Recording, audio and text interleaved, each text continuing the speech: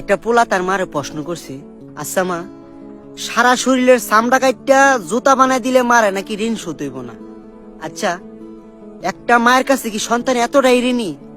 তখন তার মা বলতেছে কি, আর ওইসব কথা বাদ দে, টেবিলের উপরে ভাত রাখছি, যা ওইটা গিয়া খাই গিয়া। কিন্তু সন্তানে বাহানা ধরছে যে না মা, একটু বলো না যে এতটাই ঋণী নাকি একজন মার প্রতি সন্তানে। তখন তার মা বলতেছে কি যে সত্যি শুনবি? কহ শুনু। তাহলে আমার একটা শর্ত আছে, ওই যে টেবিলের উপরে যে ভাতগুলা লাগছি এগুলা আজকে তুই নিজে মাইকে আমারে খাওয়াইবি। তখন পোলা বলতেছে, আমি তোমারে কি প্রশ্ন করলাম আর তুমি কি উত্তর দিতেছ?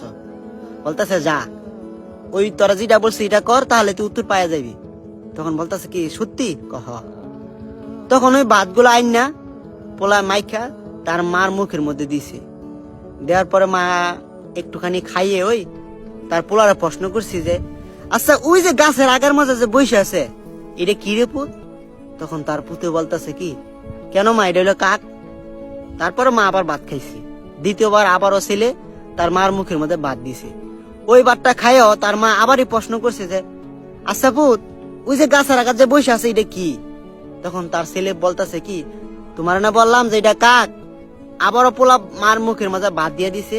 মা তৃতীয়বারের মতন ভাত মুখের মাঝে নিয়া আবারও তার ছেলের কাছে প্রশ্ন করছি, ওই যে গাছের আগার মধ্যে যে বসে আছে এটা কি রে পুত? তখন ছেলে কিছুটা বিরক্ত হইয়া বলতেছে কি, তোমার না বললাম যে এটা কাক। চতুর্থবারের মতন ছেলে আবারও মায়ের মুখের মাঝে ভাত দিছে। মা এই ভাতগুলা খাইয়া তার ছেলেরে বলতেছে যে আচ্ছা বাজান, ওই যে গাছের আগার মাঝে বসে আছে এটা কি রে? ছেলে ভাতের প্লেটটা নিচে রাখা তার মার একটা ধমক দিয়ে বলতেছে, তোমার না বলছি ওইটা কাক কাক, এতবার বলার লাগে? তখন তার মা ওই ভাতগুলা না খাইয়া তার সন্তানের কাছে বলতেছে, বাজান, তুই যখন আরেকটু ছোট ছিলি তোরে কুলের মাঝে নিয়ে ঠিক এই জায়গার মাঝেই আমি বৈশা বৈশা ভাত খাইতেছিলাম। তখন তুই আমারে বলতেছিস কি যে মা, ওই যে গাছের আঘাত বসে আছে এটা কি? তখন আমি বলছিলাম যে এটা কাক। এইভাবে একবার না, দুইবার না, তিনবার না, চারবার না, পাঁচবার না, তুই আমারে 20 থেকে 30 বার প্রশ্ন করছিলি। আমি একটু একটু ভাত খায়া খায়া তোর এই প্রশ্নের উত্তর দিছি। তখন একটু আমি বিরক্ত হই নাই, তোরা একটা ধমকা দেই নাই বল। তখন আমি তোরা এটা বলি নাই যে আমি ভাত খাইতেছি, তোরা বলছি যে এটা কাক কাক, তুই কেন বারবার প্রশ্ন করতেছস? শুধু কিছুক্ষণের ভিতরে তোর এই প্রশ্নের উত্তর গুলা দিয়া আমি ভাত খাইছি। তুই আজকে মেলা বড় হইছস, নিজে নিজে ভাত খাইতে পারস, নিজে নিজে চলতে পারস, কিন্তু তোরে বড় করতে গিয়া আমার 4-5টা বছর ঠিক এইভাবে আমি পরিশ্রম করছি।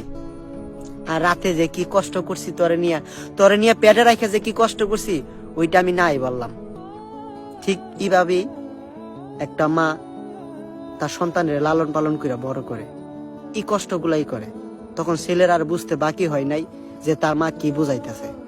আসলে এটাই সত্যি, একটা মা বাবা যে তার সন্তানকে বড় করতে যে কত পরিশ্রম করতে হয় শুধু তারাই বলতে পারে। আমি আপনাদের কাছে একটা রিকোয়েস্ট, কখনো মা বাবার মনে কষ্ট দিয়েন না, তাদেরকে কখনো কষ্ট দিয়েন না।